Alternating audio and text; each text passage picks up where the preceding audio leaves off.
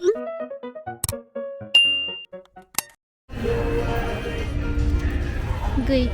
Hi guys, good afternoon. Ako ngayon sa dollar store.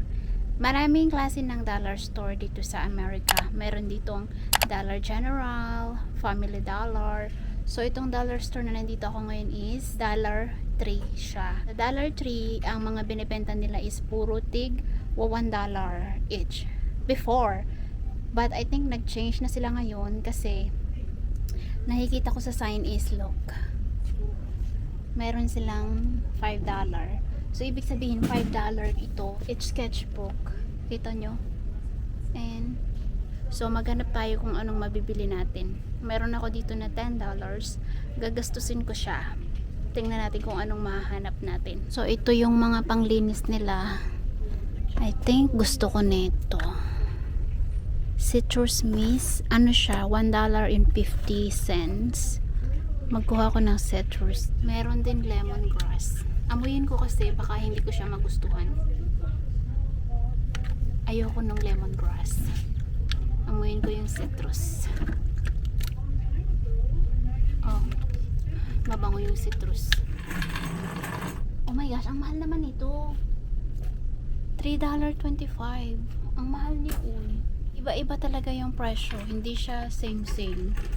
Mayroong mga tig $1, may tig $1.50, mayroong tig $3.25. Ito mabango sana to. Kaso hindi ako nito pwedeng kumamit sa bahay. Kasi nga super sumasakit yung ulo ko. Sumasakit yung ulo ko dahil sa amoy niya. Very strong. So ayoko ng strong smell. Gusto ko yung mga mild lang. Kailangan ko ng grater.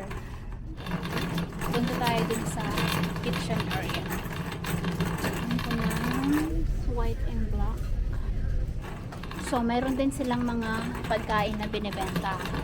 Pero, I think hindi siya worth it na dito nyo bibilhin yung pagkain. Kasi, parang ang mahal niya. Papakita ko sa inyo kung bakit ha. Tingnan nyo. Yung pasta sauce, $2.50 siya. So, I don't know kung mura siya. Mura ba siya? Hindi ko alam. Alam, may mga ramen din. Korean ramens. So ito yung this is what I mean. So ito yung tuna, 'di ba?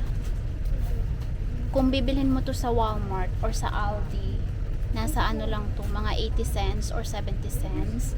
Pero dito sa dollar store, binebenta nila ng 150. So hindi siya mura, mahal siya. So, kailangan nating maging wise pag namimili tayo. Ayoko siyang bilhin dito kasi mahal siya. So, mayroong stuff na mahal dito sa dollar store. Meron din namang stuff na mura. Meron silang coconut. Ano siya? I don't need it. Ito yung popular dito. Bueno. Maraming may gusto nito. Masarap kasi siya. Iba-iba yung kulay. I don't know kung alin yung kukunin ko. Parang gusto ko yung ano lang siya. Simple lang yung kulay. Ayaw ko rin yan. Ito sana, but I don't think I'm gonna like it. Ang bright ng kulay. Nail art. So lahat sila $1.25 each. Ano naman to? Matte Perfectionist. I don't need it. Ay, ang cute nito. Ano naman gagawin ko dyan? I think I have some of this at home still. But I need a liners. So, mag-get tayo nito. Organic. And then, gusto ko rin kasi to. So, both ko siya ita-try. Tapat tayo dun. Meron din sila dito mga gamot. Kaso, hindi naman siya mura. Uy. Parang mas mura sa Walmart. Tylenol for $75. Itong brand na to is maganda. $125 lang. Kaso marami na akong lip balm. Sweet potato chicken. 2 piraso lang, $150 na to. May Korean dumpling. Tara. Mukha siyang masarap. Pero never ko pa yun siyang na-try. Maganda to pag mahilig ka mag-organize. Kasi mga mura lang sila. And hanggang dun, lahat to sa kitchen. Tingnan ko ako makakuha ako ng ano. Tawag dyan, kailangan ko ng grater. 150 siya. Pero 5 piraso lang naman na bag. So, it's $150 for 5 pieces na bag. Mura ba yun? Guys, ang cute. Tada! Dapat everyday ang maubos nating tubig is 8 cups. So, ito, perfect to. Para maalam mo kung gaano karami yung tubig na nainom mo all day. Pero, depende pa rin yun sa'yo kung marami kang salting kinain or very active ka. So, depende kung gaano karami yung tubig na kailangan mo. Wrapper. Magawa ko ng sandwich wrapper kasi minsan ginagawan ko si Alex ng sandwich. Mahilig kasi siya kumain ng tuna sandwich. Pag yung, alam mo yung pupunta siya somewhere and easy lang kasi yung sandwich na i-prepare and hindi siya masisira. So, magkuha tayo nitong paper bag. Ang cute ng mga cups. Itong mga cups na to, $1.50 ang cup. Ganda sana mamili, oh. And meron din silang mga, ay gusto ko tong bowl. 150 lang siya, guys. Tapos set na siya. Meron ding ano, plate. 150 lang din ang isa. Mura na siya, no? Yung mga take-aways. Nagkuha ba ako ng Tupperware? May Tupperware, oh. 150 lang.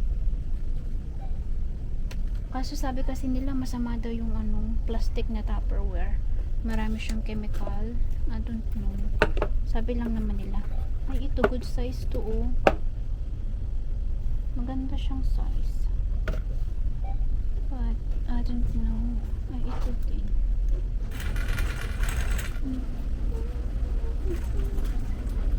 Wala.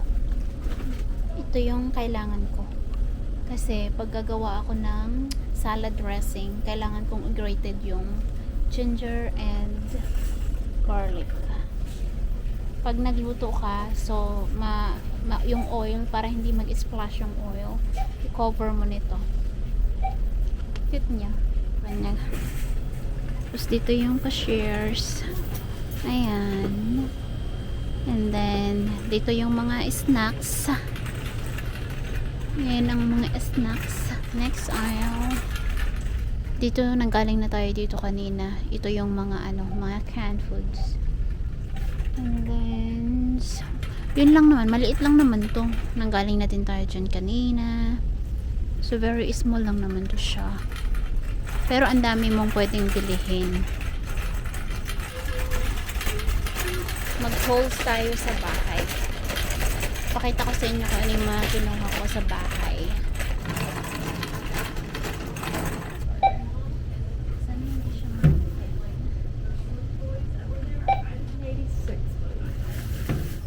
Yes, please.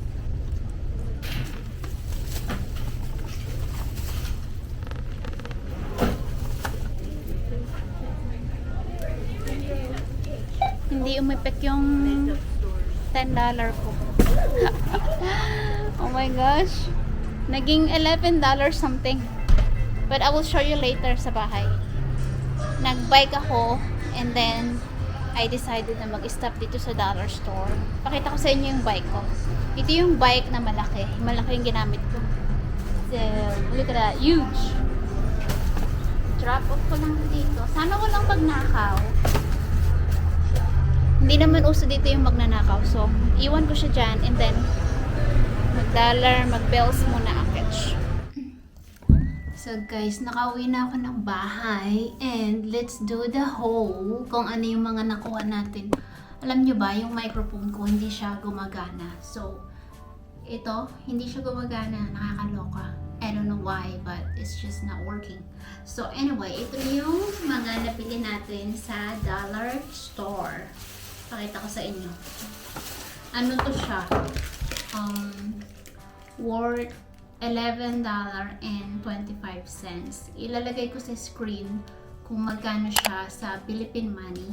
Tayo ditong plastic wrap. Tapos cling. I don't know kung ano yung difference, pero I think same lang sila. Then sabi ko kanina, nakukuha ako ng paper bag sandwich. So ito na siya. Tissue. And then ito na organic 100% cotton na liners. Tsaka ito rin dalawa. Dapat $10 lang siya, pero hindi siya nag-exactly ng $10. So, okay lang naman kasi kailangan ko siya. So, gagamitin ko siya. And yeah, ito na ang ating 11 done.